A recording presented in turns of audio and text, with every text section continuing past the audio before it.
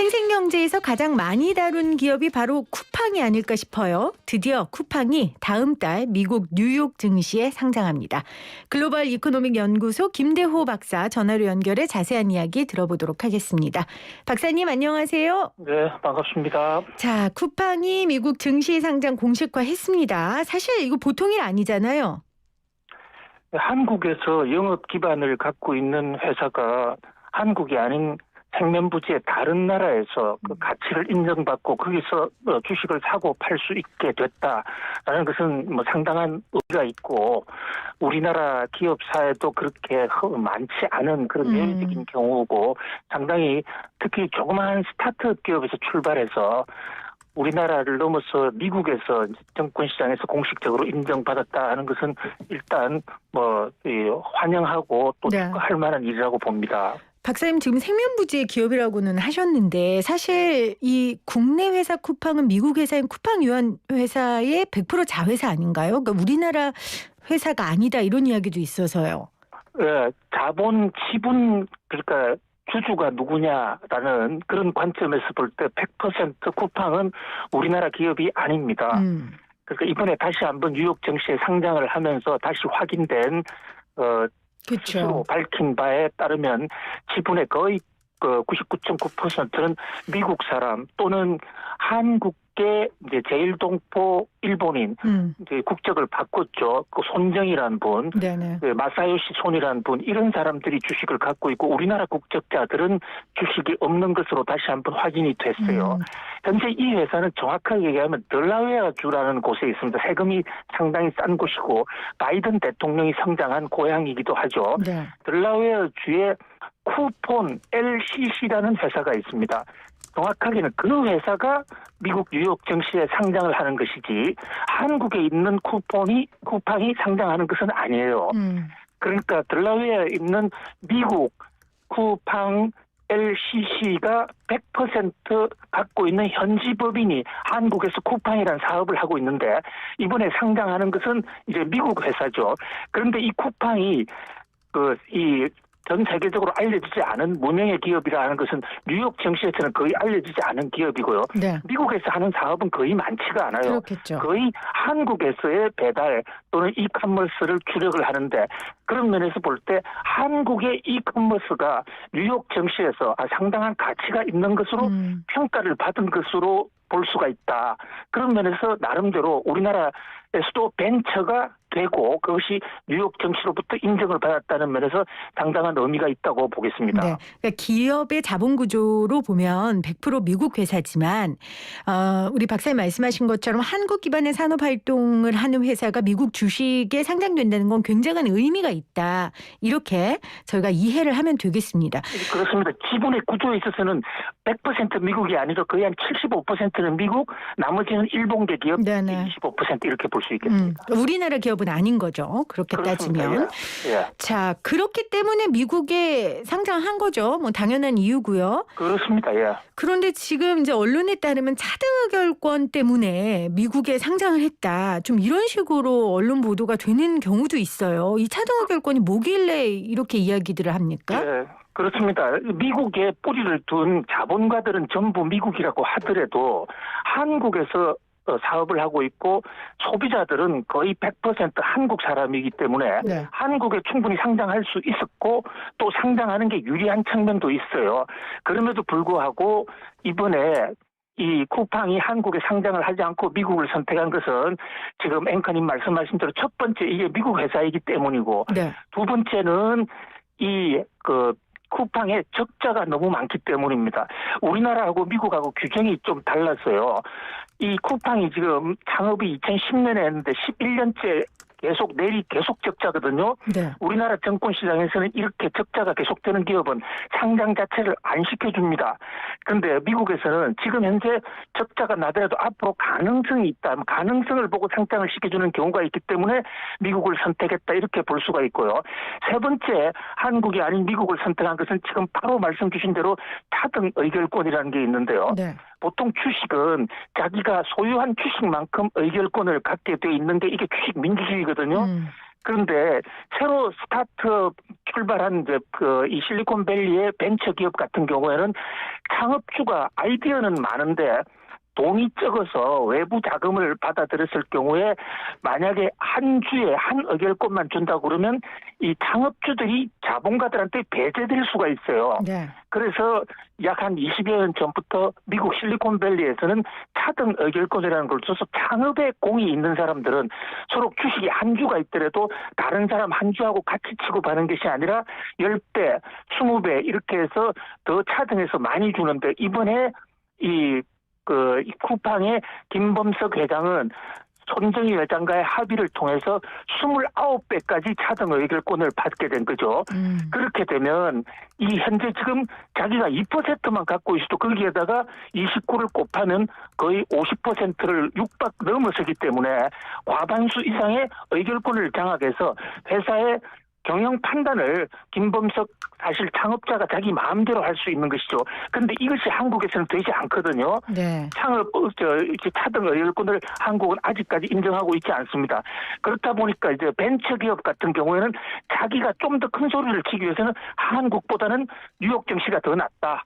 이렇게 선택을 하고 있는데 이번에 이 쿠팡의 김범석 씨도 차등 의결권의 메리트를 100% 누리기 위해서 뉴욕 증시로 갔고 그런 면에서 우리 한국도 이 차등 의결권 제도를 한번 검토해볼 필요가 있지 않냐는 얘기가 나오게 되는 것입니다. 네, 제가 청취자분들께 좀 설명을 드리면 차등 의결권이라는 거는 복수 의결권 주식이라고 합니다. 그러니까 지금 박사님 말씀하신 것처럼 원래 일주일 의결권이 맞는데 네. 이제 벤처기업 같은 경우에는 대표에게 좀 힘을 실어줌으로써 주도해서 경영을 할 수 있고 또 방어할 수 있도록 차등 의결권이라는 제도를 주고 있고 우리나라 현재 지금 안 되는데 더불어민주당에서 벤처기업 차등 의결권 도입을 총선 2호 공약으로 제시한 바 있죠. 지금 아직은 안 되는 거죠, 저희는. 현재 계속 논의 중이고요. 제기돼 있거든요. 네. 그런데 여기에 대해서 경제 참여연대, 경실련 또는 정의당 이런 곳에서 강력히 지금 반대하고 있기 때문에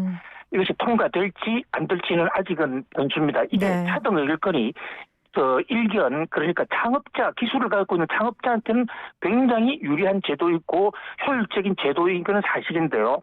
만약에 이 차등 이 의결권을 남용을 해서 그 기술을 가진 창업자가 자신이 회사를 독차지한다거나 또는 정상적인 주주들의 의견을 방해하고 혼자 회사를 좌지우지 농단한다고 할 경우에 네. 방어할 수 있는 수단이 없는 거예요. 그런 면에서 우리나라 참여연대나 경실련 이런 곳에서는 반대를 하고 있는 상당히 쟁점이 많은 사안입니다. 네, 그래서 저희도 관련 내용을 좀 여러 번 다룬 적이 있었습니다. 그래서 이 차등 의결권에 대한 질문을 제가 좀 집중적으로 드렸고요. 박사님 선택이라는 표현을 이제 계속 하셨는데, 그러니까 적자 때문이 아니어도 만약에 기준에 충족된다면 한국 주식도 상장할 수 있는 거예요? 쿠팡이? 안 되잖아요. 쿠팡이 현실적으로는 법적으로는 한국 증시에 상장하는데 아무런 하자가 없이 충분히 상장할 수 있는데요. 아, 그래요?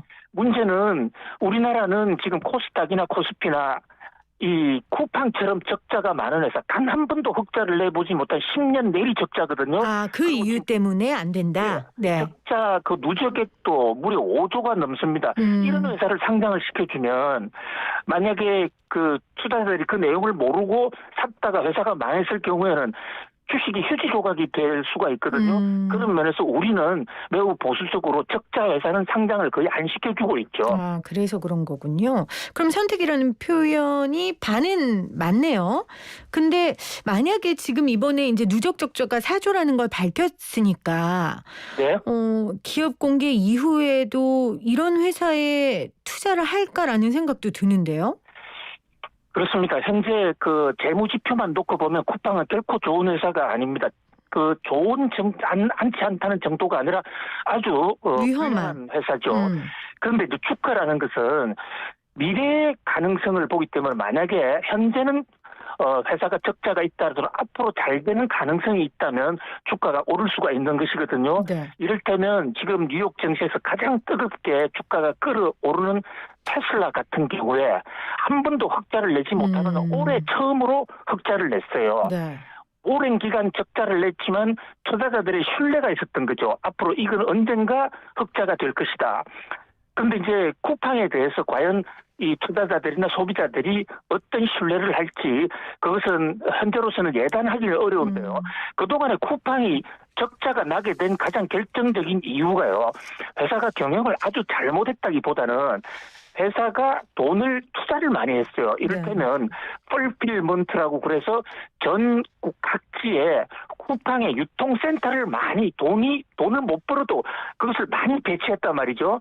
그렇게 되면 앞으로 이제 나중에 본격적으로 이커머스가 본격적으로 됐을 경우에 우리나라 국내에 있는 뭐 롯데라든지 다른 기업보다 훨씬 더 싸게 공급을 할 테니까 대부분 그 스타트업 회사들의 전략이 초기에는 자기가 희생하면서 싸게 자기는 적자를 감수하면서 했다가 어느 정도 시장을 장악하고 나면 그때부터는 가격을 대폭 올려서 이윤을 내는 이런 구조거든요.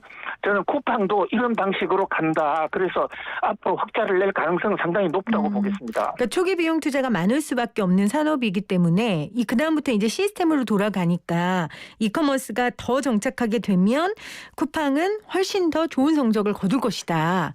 이런 예측이신데 미국 증시 상장을 하고 한다는 게 이제 미국 시장에 쿠팡이 본격적으로 산업 활동을 하려는 건가 같은 의미입니까? 그건 좀 전혀 별개의 문제입니다. 그렇죠. 현재 쿠팡의 델라웨어 미국 본사가 있긴 하지만 거기서는 실험비 연구 정도밖에 하고 있지 않고요. 산업 활동을 통해서 돈을 버는 것은 거의 99.9% 한국 시장이에요. 그리고 지금 예를 들면 중국의 알리바바라는 회사가 있지 않습니까? 마윈이 하고 있는 회사. 중국의 사업 쪽에 거의 비중이 80% 이상임에도 불구하고 뉴욕 증시에서 주식이 잘 거래되고 있거든요. 지금은 금융시장은 국제화가 많이 진행되어 있기 때문에 어느 나라 시장에 상장되어 있느냐 이것이 그 주식 거래에 큰 마이너스나 플러스 요인으로 한다고 보기가 어렵고요. 오로지 기업 가치가 얼마냐 앞으로 얼마나 더 잘 될 것이냐에 대한 기대치가 주가를 좌우한다고 볼 수가 있겠습니다. 저도 이 질문을 왜 드렸냐면 미국에서 우리처럼 쿠팡 같은 시스템이 될까? 유통 구조도 그렇고 뭐 영토도 그렇고 인구도 그렇고 미국에서 산업 활동을 하겠다는 뜻은 아니고 이제 그 주식으로 활동들을 하겠다는 얘기라는 걸 다시 한번 말씀드리고요. 지금 9098님이 쿠팡이 우리나라 회사 아닌지 지금 알았어요. 롯데가 생각나는데 그러면 쿠팡은 세금을 우리나라에 안 내나요? 이렇게 문의 주셨어요. 우리나라에서 일어나는 그 이득에 대해서는 우리나라에 세금을 내고요. 그런데 배당이 생겨서 미국 본사로 가면 그 배당에 대해서는 이제 그 우리나라는 세금을 못 걷는 거죠. 롯데의 경우에는 롯데가 일본하고 한국하고 걸쳐 있어서 매우 복잡한 지분 구조를 갖고 있지만 롯데 신동빈 회장이나 이런 사람들이 한국 국적도 갖고 있거든요. 그런 면에서 우리나라 회사 겸 일본 회사라고 볼 수 있는데 쿠팡의 경우에는 오늘 어제 공개된 자료에 보면 대부분 거의 100%가 미국 자본이고요. 그리고 이 쿠팡이라는 회사가 원래 그룹온이라는 미국의 세계 최초의 이커머스 원조인 회사가 있습니다. 그 회사의 모델을 뺏긴 거예요. 그래서 쿠팡이 앞으로 미국에서 사업 도전하리라고 보고요. 미국의 시스템을 많이 깔고 있거든요.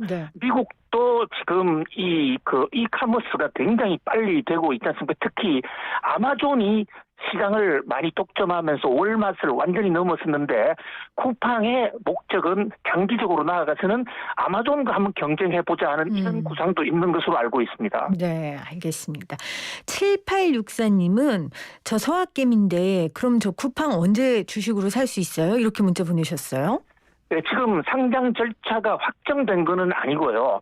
상장을 이제 미국의 상장 예비 절차를 통과했는데 앞으로 몇 가지 절차가 있습니다. 우선 이 가격을 얼마에 상장할 것인가라는 것을 이제 기관 투자자들하고 협의를 해서 거기서 확정이 되면 빠르면 3월 늦어도 4월 달 정도에 살 수 있거든요. 서학개미들 입장에서는 한국의 증권사를 통해서도 미국에 이제 연결을 해 놓으면 미국에서 이번에 IPO 물량, 새로 상장되는 물량도 배정을 받을 수도 있고 그때부터는 언제든지 사고 팔 수도 있고 또 한국의 많은 기업들이 펀드 집어넣어서 미국 펀드 안에 쿠팡을 집어넣을 수도 있기 때문에 네. 우리나라 기업 주주들 입장에서도 투자자 입장에서도 사고 파는 데는 아무런 제약이 없다 이렇게 볼 수가 있겠습니다. 지금 뉴스에도 아주 핫한 게요. 그 배송기사인 쿠팡맨들에게 최대 1,000억 원의 자사주를 보너스로 지급하겠다. 지금 이런 얘기가 나오고 있어서 이건 무슨 말일까요? 예, 현재 지금 상장을 하게 되면 기업들의 주식 물량이 여러 군데 이제 회사가 자의적으로 배정을 할 수가 있는데 네. 현재 쿠팡에서 약 100억 정도를 직원들한테 배정을 하겠다. 그렇게 되면 그 직원들이 대부분 한국에 있거든요. 그래서 오늘 쿠팡이 밝힌 바에 따르면 1인당 200만 원어치까지 쿠팡 본사가 미국에서 주식을 상장할 때 사서 그동안에 오래 근무한 직원들한테 무상으로 배정하되 2년 이상 보유하는 1년 또는 2년의 보유 조건을 걸겠다. 이런 정도까지 지금 쿠팡에서 발표한 상황입니다. 통상적으로 이렇게 상장을 할 때는 상장을 할 때 비싼 가격으로 팔아서 회사가 주식 실세 차익을 많이 누리게 되는데 그 차익의 공은 회사를 같이 꾸려왔던 노동자들, 근로자들한테 같이 있다고 보기 때문에 이렇게 주식을 배정하는 경우가 많이 있습니다. 네, 알겠습니다. 자, 오늘 쿠팡 미국 주식에 상장을 준비하고 있다는 내용 김대호 박사와 함께 이야기하고 있는데요. 오늘 홍남기 부총리도 쿠팡의 미국 뉴욕 증시 상장 언급하면서 우리나라 유니콘 기업이 글로벌 경쟁력을 인정받았다 이렇게 평가했어요. 유니콘 기업이 우리나라에 몇 개 정도입니까? 예, 유니콘이라는 게 윤이라는 것이 하나란 얘기고 콘이 뿔이 달렸다 해서 뿔 하나 달린 괴물을 그리스 신화에서 유니콘이라고 그러는데요. 이게 특히 힘이 세고 강력하다 해서 실리콘밸리에서 새로 출발했고서 잘 알려지지는 않았지만 1조 원 이상을 가진 괴력의 이 스타트업, 상장하지 않은 기업, 네. 앞으로 크게 잘 될 기업을 유니콘 기업이라고 그럽니다.